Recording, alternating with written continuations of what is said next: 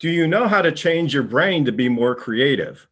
Our next guest will help answer that question. Nir is a world-renowned creativity expert, and he has taught thousands of leaders and individuals around the globe how to harness their power of creativity for their business. His work on creativity has won a Clio Award, and he was nominated for an Emmy. And he is the author of a new book, The Creator Mindset. Welcome, Nir Bashan, to our program. It's a pleasure to have you. Thanks for having me. It's going to be fun. Thank you, guys. Yeah, so tell us, how can we improve our creativity? Well, there's a lot of ways. It turns out that creativity is one of those things where we're all born with it, all right? And we just have to learn how to re-access it.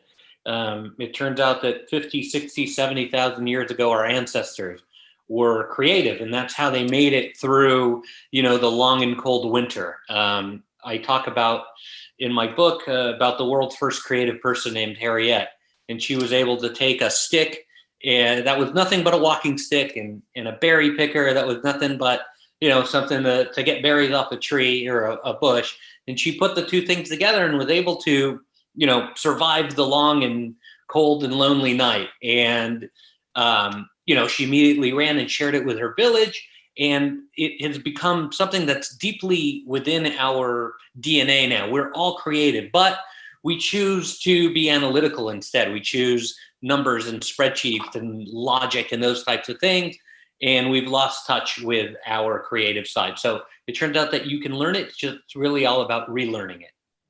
That's great. So you've worked with some luminaries, Woody Harrelson and Rod Stewart. Aren't these already creative people? I mean, I would think that just by virtue of where they're at, they're creative off the charts. So how do these people enhance their creativity, and what are they trying to create? What's shocking is that these famous people, and I've worked with a bunch of musicians and even more actors and actresses. The thing that's shocking to most people is that they are no different than you or I. No different. There is nothing different between this famous singer and you or me or someone else. They just have a prescriptive ability to maintain creativity and call upon it whenever they want. So it really is a system that you need to relearn how to use and call upon whenever you want to use its powers. So I wanted to ask you, Nir, how do you define creativity? So it's a really good question. Creativity for me is the ability to solve any problem that analytics alone cannot provide. So you would think that I do a lot of work with, the International Trumpet Players Association or whatnot, but I don't. I do more work with the Mortgage Brokers Association and, different financial groups. Why? It's because people understand in those groups, especially, that the numbers don't show everything, right? The numbers cannot possibly show you everything that you need. Behind the numbers are really interesting things like empathy and an understanding of the marketplace and all of these creative attributes that are not readily available to you if you only look at things from an analytical perspective. So for me, creativity is about solving problems in a way that we cannot possibly solve using analytics alone. Don't you think that takes a little bit of courage? Like if you're putting some of your emotional stuff into it, you're kind of putting yourself out there, right? Totally. So I believe that we could have easily have landed a woman on Mars by now. I feel we could have cured cancer. I feel that we could have cleaned up the air in major cities. I've been on some, amazing committees that people are presenting ideas that are really, out there, but they're still likely. The problem is that a lot of people don't have the courage to take that leap of faith on a creative idea and go and do it. And that's a really big problem, you guys. It's not just a entrepreneurial problem or a business problem. It's a society problem. It's a worldwide issue of humanity getting to the next level. It's a problem. So the woman who's working at SpaceX or NASA, and she went to 4 years of college, then 2 years of graduate school, 2 years of PhD school. She's graduated with a ton of debt, right? She's getting a dream job.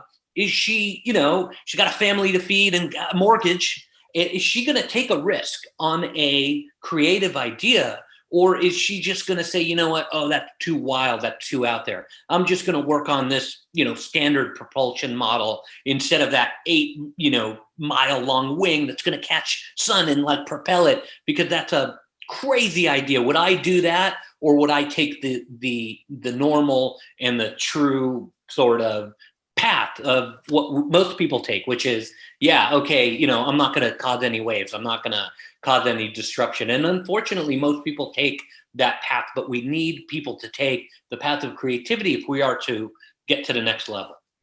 So if somebody wants to approach things in a more creative way, what do you recommend? So the first thing I would recommend is to do what I am not doing right now, which is to listen. We're on a podcast, we're on the radio together, and it's fantastic, and I'm talking a lot.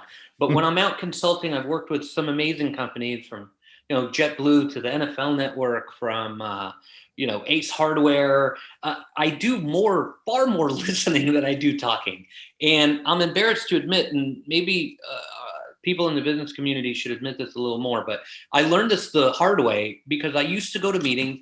I swear to you guys, I used to go to meetings and I used to wait for people to talk so that I could talk. And I was on my phone half the time, right? I ran a ad agency with $250 million in billing. And I literally did not listen to my executive council. I had hundreds of employees, and I thought that I knew everything.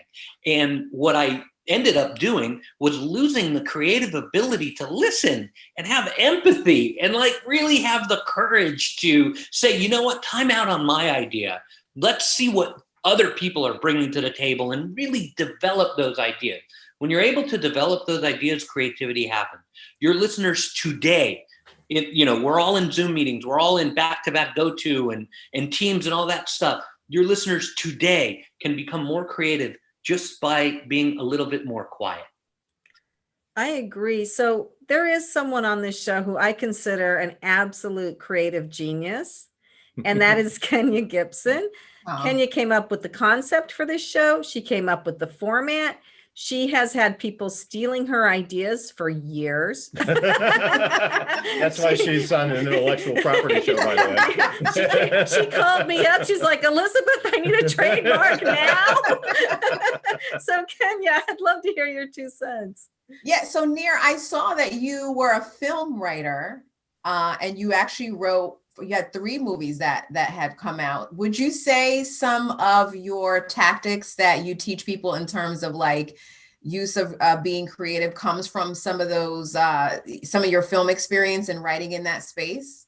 Yes, absolutely. I've developed a formula of how to become creative that anybody can use. And yes, I started in the creative field, but then I left Hollywood to run a furniture refinishing company. And I was able to use the same principles that I used in Hollywood at the furniture refinishing company. And I thought to myself, you know what, something is going on here, right? And I'm on to something different. So I looked in the marketplace, and there was literally nothing out there that dealt with the how of creativity. Everything was the why. Oh, why should we be creative and all this stuff? And why is important, but at the end of the day, why don't pay the bills, right? It's the how. It's putting one foot in front of the other and getting to work. And so I wrote a book called The Creator Mindset, which is really about the how of creativity. It's not a get rich quick thing, and it's not anything like that. It's literally a cherry picked manual of all of these different things that I've learned throughout my 20, 30 plus year career of, here's the best from this industry. Here's the best from, I ran a call center at one point. Oh, there's another tool. And I've encompassed it in such a way that it allows anybody, no matter what they're doing, to become more creative. Well, I've purchased the book, and I just got started on it. I didn't get a chance to get too far into it. I'm very excited about reading it, but maybe you can tell us a few nuggets that are in the book that might encourage people to take a further look. Well, thanks for picking it up, Richard. I appreciate that. And, it's a big deal to me. The book took me almost 7 years to write because I'm not a college professor. I don't have classes on Mondays and Thursdays and office hours. I'm not in a leisurely sort of pace of life. I work as hard as everyone else does, as you and your partners do at the law firm. I'm up and at it every single day. I got employees and, retirement funds and all this stuff to look at, and healthcare. So it took a long time to write. So I'm really, really glad that you're interested and you picked up a copy. I talk in the book about little victories. So we talked about listening, which is really important, but I feel that entrepreneurs and businesses need to understand the value of the little victory. There was an ice cream salesman many years ago who wanted to sell a bunch of ice cream machines, and his structure was analytical, which is what 99% of businesses do. If I want to sell more stuff and I'm analytical, I go to volume right away, right? I'm like, volume, get more leads, work the phones. And so that worked for a while, but like every analytical only business, it'll fail at some point or flatline. And so he flatlined and wasn't selling many machines. So he had a creative idea one day when he saw that there was a restaurant that kept ordering the machine. So he said, you know what? I'm going to go out there and see what's going on. He got there, a line around the block, an hour long he waited. And he got to the front and he had the best cheeseburger that he's had in his entire life. Wow. Right? And the guy's name was Ray Kroc. And that restaurant was McDonald's. So if you're able to piece those little nuggets together, those little victories, it might take you on a path that's different. Listen, business school will tell you, hey, here's your 1 year, here's your 3 year, here's your 5 year, that's your business plan. Stay in your pipeline, right? But creativity will tell you, well, sometimes that pipeline might change a little bit to the left or change a little bit to the right.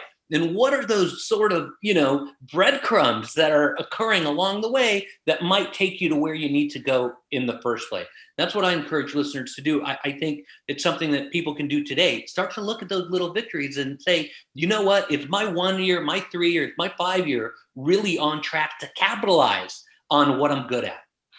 That's great. Yeah. So the name of the book is The Creator Mindset by Bashan, Bashan. And I have to say that I work with Richard in his law firm. I'm not a lawyer though, but during this time of COVID and quarantine, wow, the creativity has gone through the roof. There's so many people addressing these problems and trying to solve them.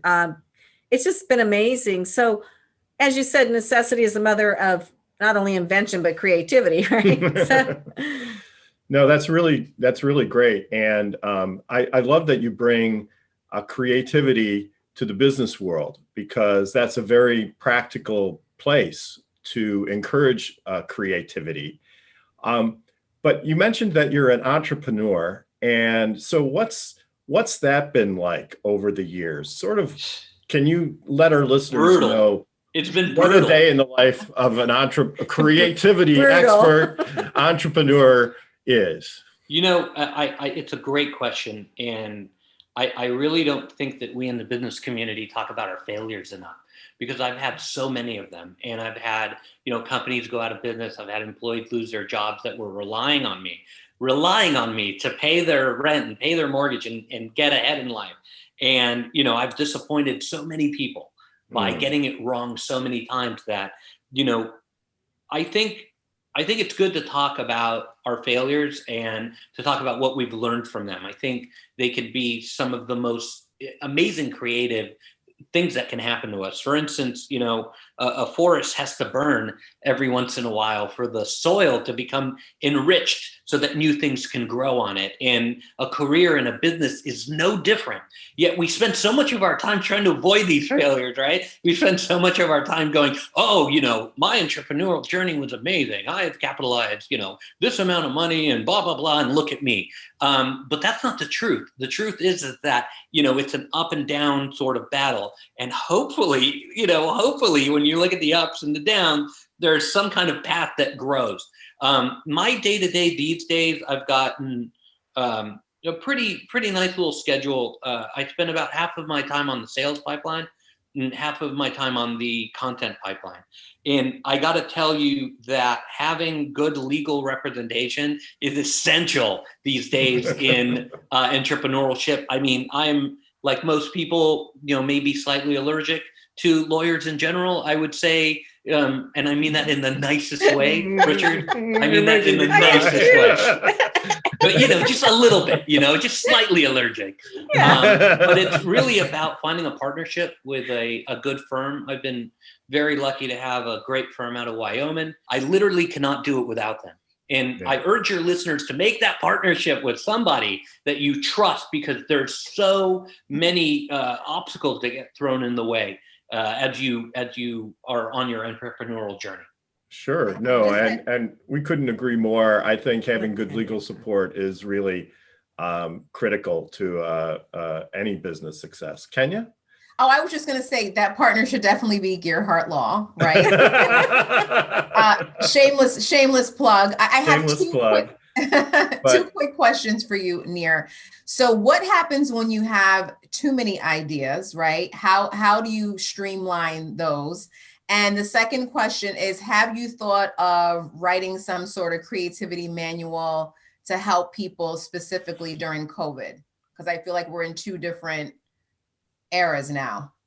Yeah, it's very, very good. So on the first one, I did a keynote just before COVID. I think this is now March of this year, with a real estate group, and I loved it. I love real estate, and it was kind of half agents, half mortgage brokers.